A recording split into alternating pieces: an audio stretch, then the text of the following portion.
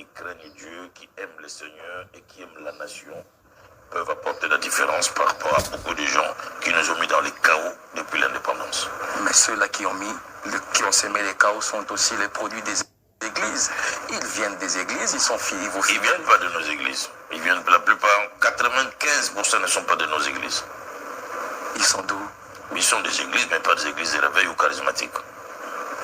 Alors, très bien. Le véritable objectif du pacte social est de pousser le président Tshisekedi hors du pouvoir avant même la fin de son mandat. C'est ce que j'ai retrouvé comme légende sur votre vidéo où vous vous opposiez farouchement au pacte social. Pourquoi? Je m'attendais à cette question. Bon, tous ceux qui me reçoivent reviennent sur ça. Moi, je ne m'oppose pas au pacte social. Je ne m'oppose à personne. Mais seulement j'ai dit qu'il faut bien que ce qu'on fait, il faut de la sincérité. Surtout pour nous, les enfants de Dieu, nous ne sommes pas dans les calculs politiciens. Moi, ceux qui me connaissent, ils savent que je ne suis pas un homme calculateur. Je ne suis pas dans le ruse. Je ne suis pas dans les manipulations. Je n'aime pas ces choses-là. Ça sont des qualificatifs qu'on doit attribuer au diable. Manipulation, ruse, tout ça. Et moi, je m'oppose à ce qui n'est pas sincère, ce qui n'est pas franc, et je ne suis pas d'accord. C'est tout ce que je peux dire. L'autre fois, j'ai dit que j'avais appris qu'ils avaient dit que ce qu'ils faisaient, ils le faisaient pour celui qui allait venir. Je ne fais que me répéter, c'est peut-être la troisième fois que je me répète, mais je réponds à la question. Donc, j'ai trouvé que comment les hommes de Dieu peuvent se mettre ensemble et avec de la duplicité, avec de la ruse, de la manipulation. Alors, ça ne marche pas avec moi. Je ne peux pas être d'accord avec ça. Mais si ce qui est fait ne cache pas un agenda, quand les politiciens, ça c'est le langage des politiciens, s'il n'y a pas d'agenda caché, je n'aime pas ça, c'est pas public. Moi, je reste comme enfant de Dieu. Si ce qu'ils font, il n'y a pas de calcul, il n'y a pas de mauvaise pensée, mais je soutiendrai le pacte social pour le bien-être du peuple congolais. Mais dès lors où j'avais déjà appris que ce qui se faisait était pour éjecter l'autre, mais d'abord je ne trouve pas ça correct. Quelqu'un qui a été élu, qui a un mandat, mais laisse-le finir son mandat. C'est la moindre des choses. Ce que vous avez déclaré ne figure nulle part dans le pacte en question. Vous avez déclaré ce qui vous a été rapporté. Ça m'a été rapporté. Et le concerné est passé 1 ou 2 jours après pour nier, dire que ça n'a jamais... D'abord, il a dit que tout ce que quelqu'un a dit n'est que mensonge. La seule vérité, c'est qu'il n'était pas là.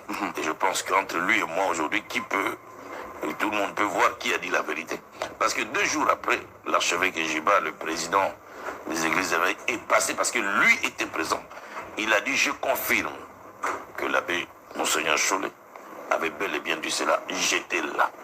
Et il a même ajouté que Monseigneur Cholet avait dit, ce que nous faisons, nous le déposerons à la table de celui qui viendra. Ce que moi je n'avais même pas dit. Mais à la table. Alors qu'ils sont en train de chercher une audience avec les chefs d'État pour déposer... Le président, il est le président de tout le monde. Si le président veut le recevoir, c'est pas moi de dire le président de ne pas le recevoir. C'est le chef de l'État de tout le monde.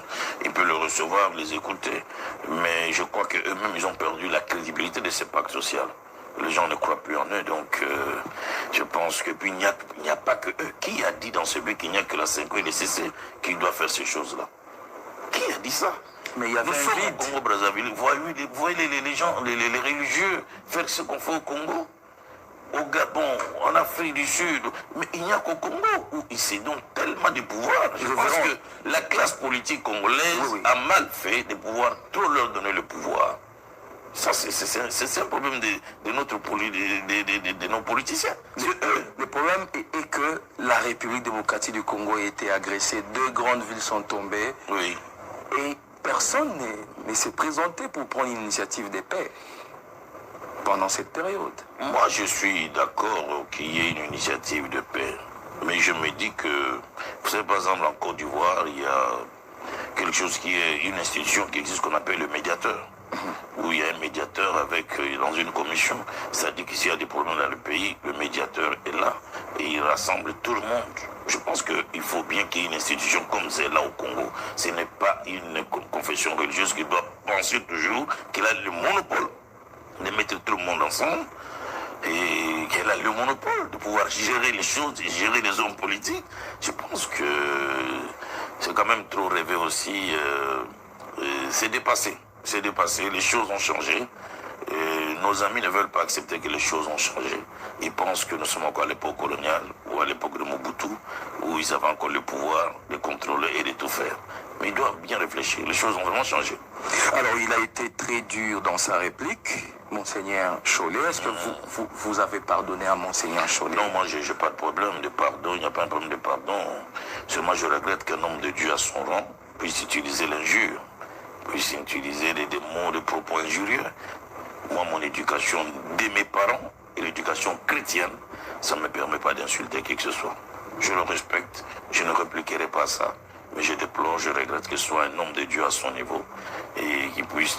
Il m'a insulté presque. Il m'a insulté. Il a été très dur. Il a été très dur, il m'a insulté. Mais quand vous m'entendez parler, je pense que ceux qui m'entendent parler, ceux qui entendent Monseigneur Chollet parler, ils peuvent faire la différence des choses.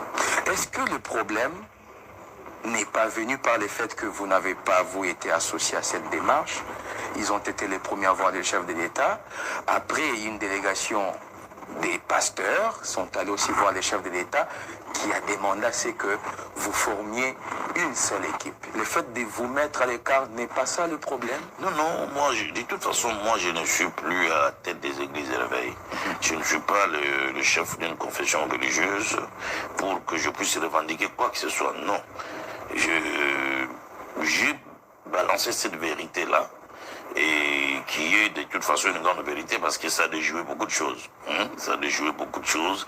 Aujourd'hui, quand j'entends Martin Fayoulou dire que le président doit démissionner et que tout le monde doit aller à la table de négociation avec Senko et CC, qui ne va pas me donner raison aujourd'hui? Qui ne me donnera pas raison? Comment vous demandez à quelqu'un qui a été élu? Moi, je ne suis pas tshisekidiste. Je ne suis pas un pro-tshisekidiste. Je suis un citoyen congolais qui réfléchit. Je suis un homme de Dieu. Je suis dans la droiture et je suis dans la vérité. Le président Tshisekedi avait-il été élu ou pas?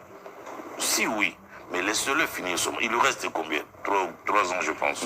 Mais laissez-le finir son mandat. Pourquoi il va démissionner? Il a fait quoi? Je me pose des questions. Va-t-il démissionner? Va-t-il démissionner? Pourquoi? Y a-t-il eu une haute trahison? Parce qu'il n'y a qu'au niveau de la haute trahison qu'on peut demander au président de démissionner. Et puis qu'on va aller à une transition. Mais dans ce pays, on va aller de transition en transition. Quel jour ce pays va s'arrêter et faire une marche normale? Et la transition, c'est pourquoi? Après, on va avoir un gouvernement d'union nationale. On nous habitue à ça depuis le maréchal Mobutu. Et puis après, 2 premiers vice-présidents ou 2 vice-présidents.